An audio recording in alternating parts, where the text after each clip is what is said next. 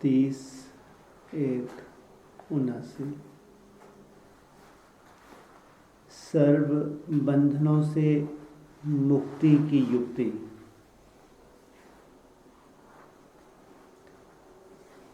सर्व बंधनों से मुक्ति दिलाने वाले मुक्तेश्वर शिव बाबा त्रिकालदर्शी साक्षी दृष्टा बच्चों प्रति बोले,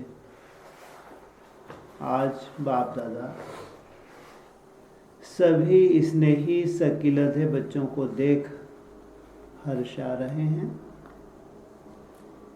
जैसे बाप दादा दूर देश से बच्चों से मिलने आते हैं, वैसे बच्चे भी दूर देशों से बाप के साथ मिलने आए हैं।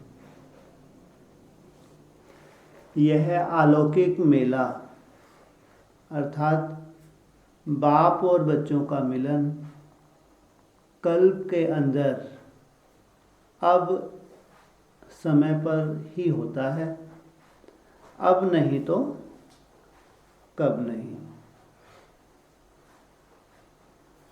बाप दादा भी सभी बच्चों की विशेष धारणाओं को देख रहे हैं। सुनना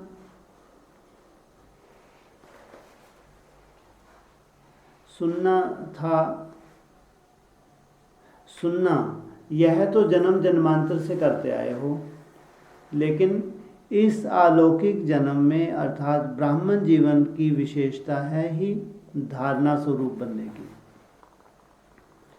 तो बाप दादा रिजल्ट देख रहे थे। किस चीज के रिजल्ट देख रहे थे? धारणा स्वरूप बनने की। हर एक ब्राह्मण बच्चा कर्म करने के पहले त्रिकालदर्शी स्टेज पर स्थित हो तीनों कालों को जानने वाले बन कर्म के आदि मध्य अंत को जान कर्म करते हैं। कोई भी कर्म किया, क्या देखना है पहले? कैसे? कोई भी कर्म से पहले इसका आदि मध्य अंत क्या रिजल्ट होगी, तो कैसे?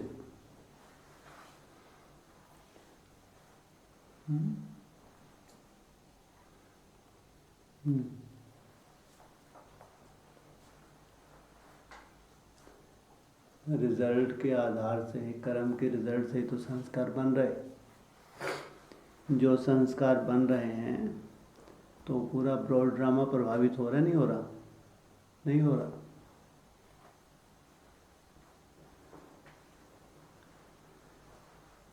तो बाप दादा रिजल्ट देख रहे हैं। हर एक ब्राह्मण बच्चा कर्म करने के पहले त्रिकालदर्शी स्टेज पर स्थित हो तीनों कालों को जानने वाले बन कर्म के आदि मध्य अंत को जान कर्म करते हैं, और फिर कर्म करते समय साक्षी दृष्टा और पार्ट बजाते। कर्म से प्रभावित ना होना। ऐसे पार्ट बजाने वाले वर्तमान समय और भविष्य में भी पूज्य स्वरूप बन अनेक आत्माओं के आगे दृष्टांत रूप बनते हैं। त्रिकालदर्शी, साक्षी दृष्टा और दृष्टांत रूप तीनों ही स्थिति में अभी कहाँ तक पहुँचे हो? पहले, सबसे पहले त्रिकालदर्शी मन के हर कर्म करना, कर्म में लिप्त ना होना, और फिर लास्ट साक्षी दृष्टा के रिजल्ट।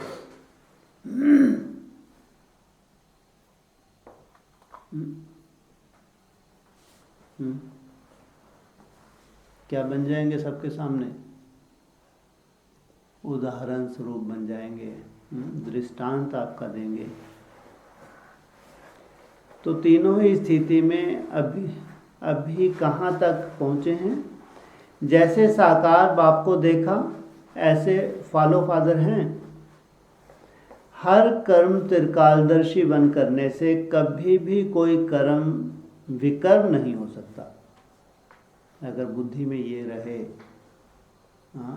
कि इससे मेरा आदि मध्यान्ह बिगड़ता है या इससे बहुत श्रेष्ठ होता है, तो कोई भी कर्म विकर्म नहीं हो सकता, सदा सुकर्म होगा।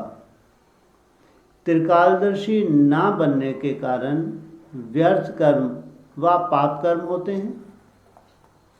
ऐसे ही साक्षी दृष्टा बन कर्म करने से कोई भी कर्म के बंधन में कर्म बंधनी आत्मा नहीं बनेंगे।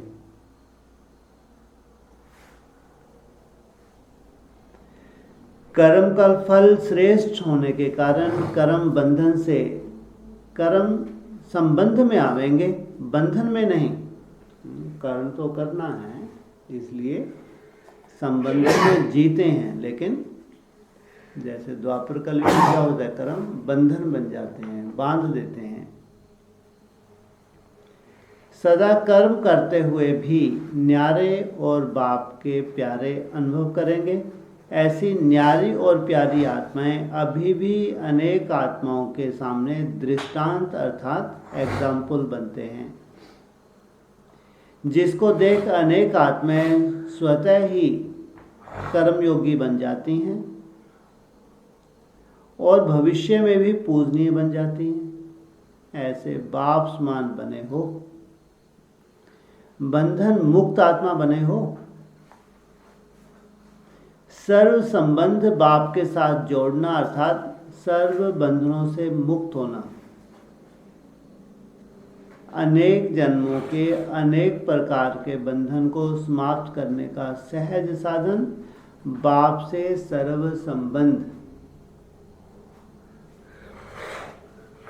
अगर किसी भी प्रकार का बंधन अनुभव करते हो तो उसका कारण है संबंध नहीं, बाप से वो संबंध नहीं। बाप दादा रिजल्ट देख रहे थे कि अभी तक कौन कौन से बंधन युक्त हैं। देह के बंधन का कारण है देही का संबंध बाप से नहीं जोड़ा है। देही अर्थात आत्मा का संबंध बाप से नहीं जोड़ा है। बाप की स्मृति और देही स्वरूप की स्मृति की धारणा नहीं हुई है। पहला पाठ कच्चा है। सेकंड में देह से न्यारे बनने का अभ्यास सेकंड में देह के बंधन से मुक्त बना देता है।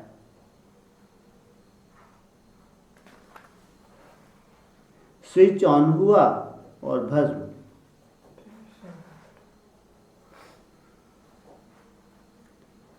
जैसे साइंस के साधनों द्वारा भी वस्तु सेकंड में परिवर्तन हो जाती है, वैसे साइलेंस की शक्ति से देही के संबंध से बंधन खत्म।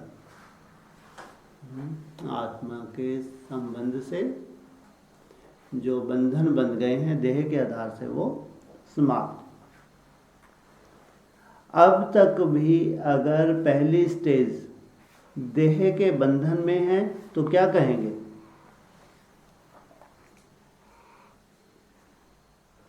अभी तक पहले क्लास में है।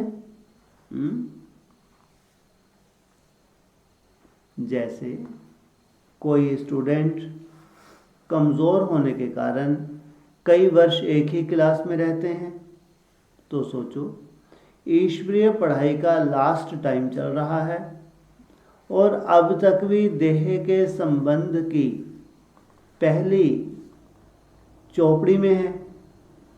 ऐसे स्टूडेंट को क्या कहेंगे? समय कौन सा है? अंतिम। और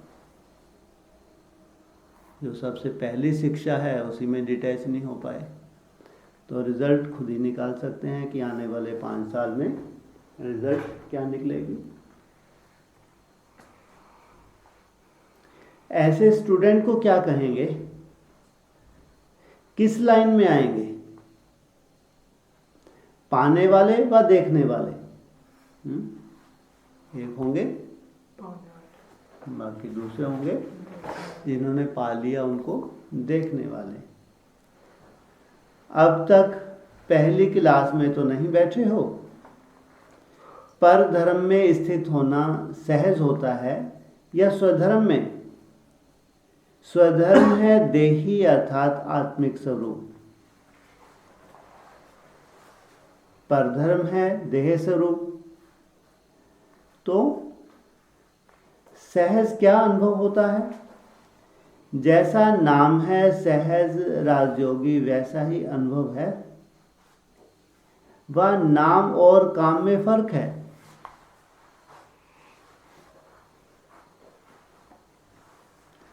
दूसरे नंबर का बंधन है मन का बंधन। पहला बंधन देह का, दूसरा मन का बंधन। इस मन के बंधन का साधन है सदा मन मनाभव। यह पहला मंत्र सदा जीवन में अनुभव करते हो। सदा एक बाप दूसरा न कोई। यह पहला वायदा निभाना अर्थात मन के बंधनों से मुक्त होना। तो पहला वायदा निभाना आता है ना, कहना आता है व निभाना आता है। निभाना अर्थात पाना। इसमें भी चेक करो कहाँ तक बंधन मुक्त बने हैं। सदा सर्व आकर्षणों से परे, एक ही लगन में मगन हैं, एक रस हैं, अचल हैं व चंचल हैं। अगर अब तक चंचल हैं तो क्या करेंगे? अभी तक छोटा बच्चा है और स्टेज आकर पहुंची है वानप्रस्थ की। ऐसी स्टेज के समय यह चंचलता। बचपन की स्टेज अच्छी लगती है। ब्राह्मण जन्म का अधिकार मास्टर सर्वशक्तिवान का प्राप्त किया है। अधिकार के आगे यह देह व मन के बंधन रह सकते हैं। प्रैक्टिकल अनुभव क्या है? सदा यह 3 बातें याद करो। त्रिकालदर्शी, साक्षी दृष्टा और रिजल्ट विश्व के आगे दृष्टांत रूप, विश्व के आगे उदाहरण स्वरूप।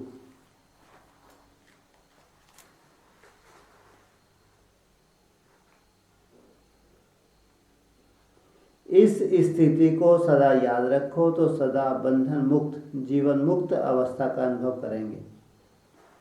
पुरुषार्थ का समय बहुत बीत चुका, अब थोड़े का भी थोड़ा सा रहा है। समय के प्रमाण अपनी रिजल्ट चेक करो। इस मेले का भी थोड़ा सा समय रह गया है, इसलिए अब सुना तो बहुत।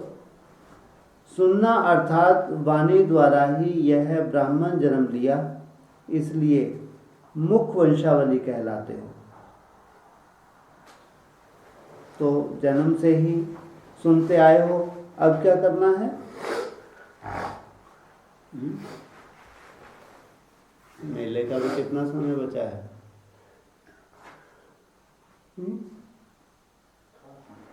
थोड़ा समय बना, फिर मेला समाप्त।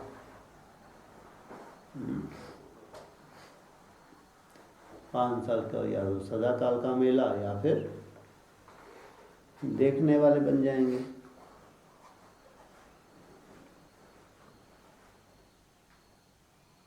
इसलिए अब सुना तो बहुत, सुनना अर्थात वाणी द्वारा ही यह ब्राह्मण जन्म लिया, इसलिए मुख वंशावली कहलाते हो। तो जन्म से ही सुनते आए हो, अब क्या करना है? सुनने के बाद स्वरूप बनना।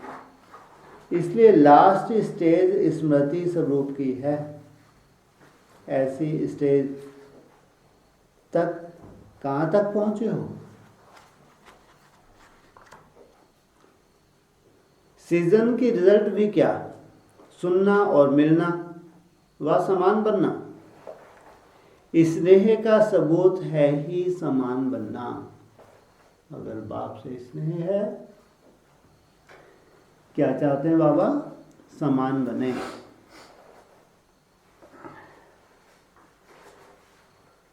जिस स्टेज से बाप का स्नेह है, ऐसी स्टेज को पाना, ऐसे स्नेही होना, सदा अपने संपूर्ण स्वरूप को सामने रखने से माया का सामना करना बहुत सहज होगा। बाप दादा यही रिजल्ट देखना चाहते।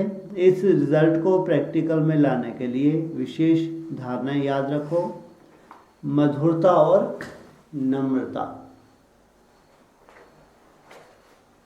इन दो धारणाओं से सदा विश्व कल्याणकारी महादानी वरदानी बन जाएंगे और सहज ही स्नेह का सबूत दे सकेंगे। समझा क्या करना है? यह करना है और कुछ छोड़ना भी है। छोड़ना क्या है? ज्ञानी तो आत्मा होने के कारण भक्ति के संस्कार भिखारी बन मांगने का,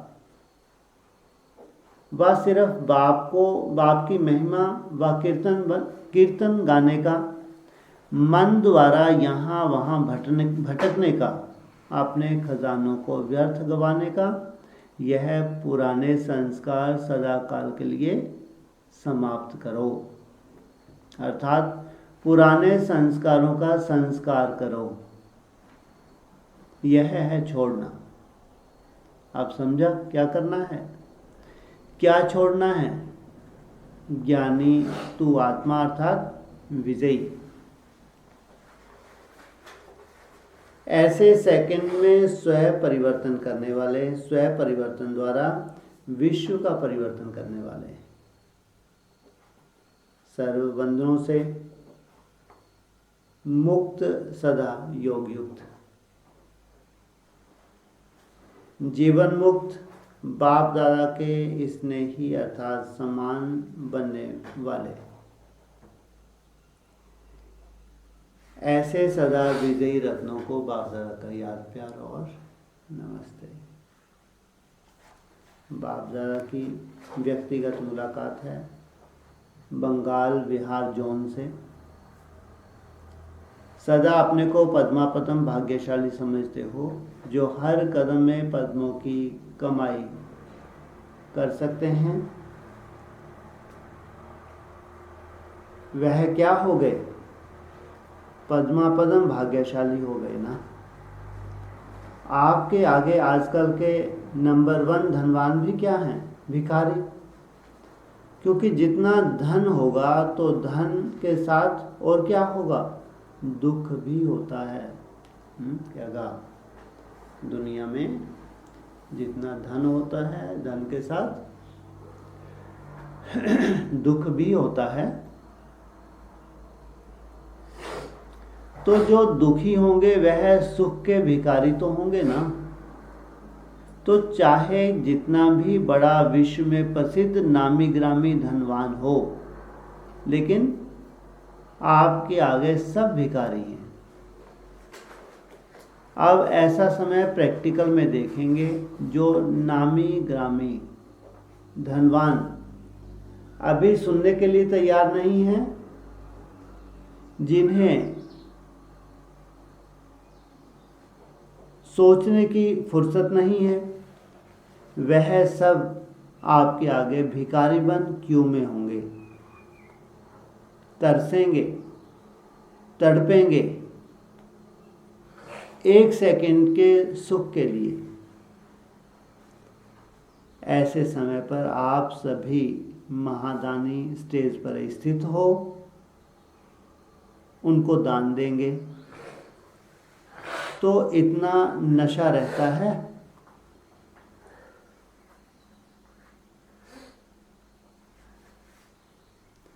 कि हम विश्व में सबसे मालामाल हैं। शुरू में भी स्थापना के समय अखबार में क्या डलवाया था? लोगों ने कहा ओम मंडली गई की गई। बाबा ने क्या डलवाया? हाँ, और बाप ने डलवाया ओम मंडली सारे वर्ल्ड में रिचेस्ट है, मालामाल है। सब भूख मर सकते हैं लेकिन बाप के बच्चे भूख नहीं मर सकते, क्योंकि मन मनाभव का वरदान मिला हुआ है। जो वरदानी है वह सदा मालामाल है। तो ऐसे नशा और खुशी सदा कायम रहे, कभी कभी नहीं।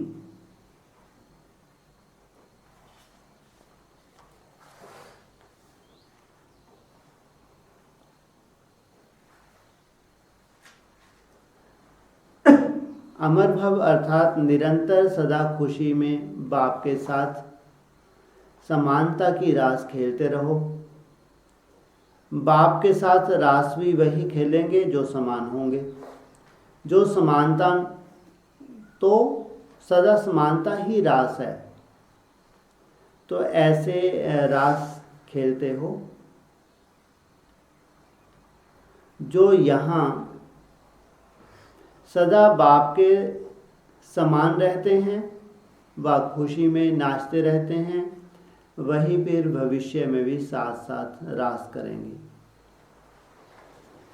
ब्रह्मा बाप के साथ पार्ट बजाना है तो बाप समान होंगे, वह तो पार्ट बजाएंगे ना।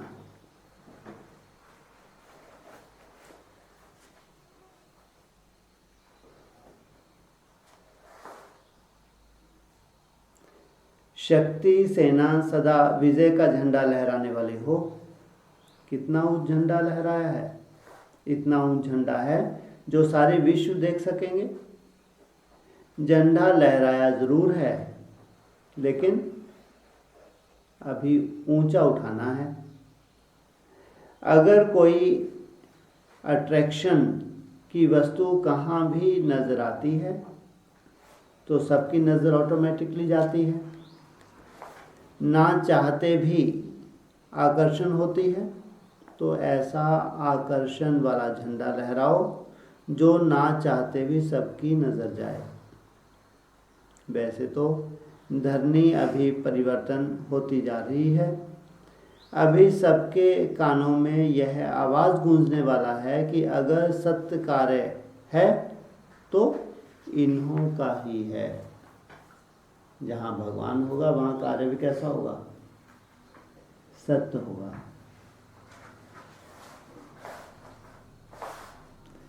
सब तरफ से निराश होने और इसी तरफ आशा का दीपक दिखाई देगा। इसके लिए संपर्क बढ़ाओ।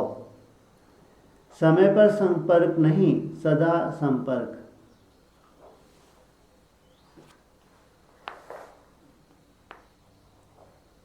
संपर्क में आने वालों को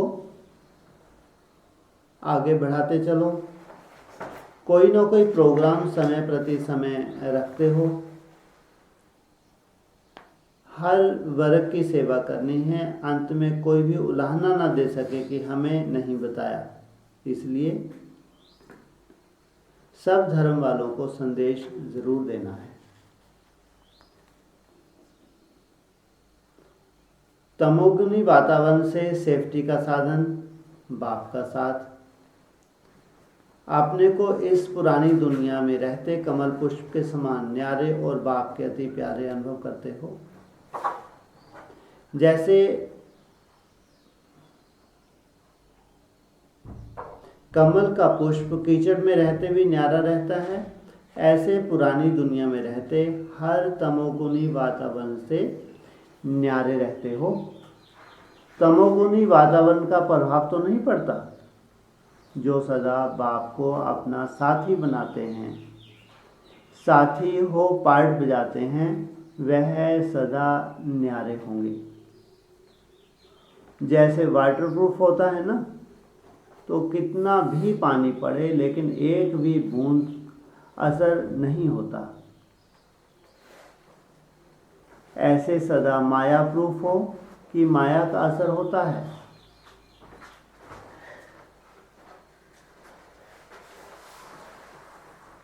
जब बाप के साथ का किनारा करते हो तब असर होता है। किनारा देख माया अपना वार करती है। सदा साथ रहो तो माया का वार हो नहीं सकता। सभी बच्चों को मायाजीत बनने का वरदान है, लेकिन मायाजीत का पेपर तो होगा ना। पास नहीं होंगे तो पास विद ऑनर कैसे कहलाएंगे। सदा याद रखो कि हम सर्वशक्तिवान के साथ हैं। अगर कोई बहादुर का साथ होता तो कितना निर्भय रहते हैं। यह तो सर्वशक्तिवान का साथ है, तो कितने निर्भय रहना चाहिए।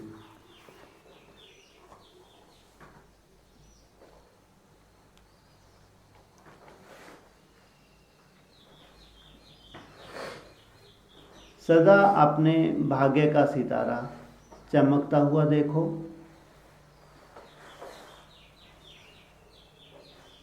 दुनिया वाले आज भी आपके भाग्य का वर्णन कर रहे हैं, तो अपने भाग्य का सितारा देखते रहो। डबल लाइट की स्थिति से पहाड़ जैसा कार्य भी राई समान, सभी डबल लाइट होना, किसी भी प्रकार का बोझ अनुभव ना हो, यह है डबल लाइट। डबल लाइट अर्थात बिंदी स्वरूप आत्मा में कोई भी बोझ नहीं होगा। जब फरिश्ते बन जाते हैं तो उसमें कोई बोझ नहीं। तो या तो बिंदु रूप याद रहे या कर्म में फरिश्ता स्वरूप। ऐसे स्टेज पर स्थित होने से कितना भी बड़ा कार्य ऐसे अनुभव करेंगे जैसे करण करावनहार करा रहे हैं। निमित्त समझेंगे तो डबल लाइट होंगे। ट्रस्टी अर्थात डबल लाइट, गृहस्थी अर्थात बोझ वाला। ट्रस्टी होकर करने से बोझ भी नहीं और सफलता भी ज़्यादा। गृहस्थी समझने से मेहनत भी ज़्यादा, सफलता भी कम। तो सदा डबल लाइट हो।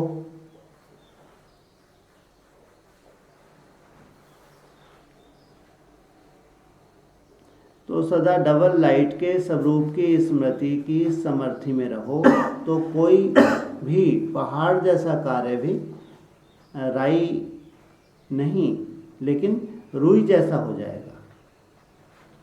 राई फिर भी सख्त होती है, रुई उससे भी हल्की। तो रुई के समान अर्थात असंभव भी संभव हो जाएगा। अच्छा, अपनी स्थिति को शक्तिशाली बनाने का साधन श्रेष्ठ स्मृति। सदा अपने को श्रेष्ठ आत्मा समझते हुए हर संकल्प और कर्म श्रेष्ठ करते हो, क्योंकि जैसी स्मृति होती है वैसी स्थिति स्वतः ही बन जाती है। तो स्मृति रहती है कि हम महान श्रेष्ठ आत्मा हैं। इस स्मृति को सदा चेक करो कि निरंतर विशेष आत्मा हो रहते हैं या चलते फिरते साधारण बन जाते हैं। सदा अपना ऑक्यूपेशन कि मैं विश्व में ब्राह्मण चोटी हूँ, सदा अपने मस्तक पर स्मृति का तिलक लगा हुआ हो।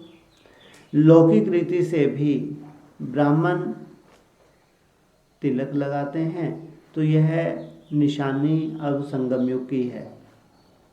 तो सदा तिलक कायम रहता है, माया मिटाती तो नहीं है। सदा अटेंशन रहे तो स्मृति का तिलक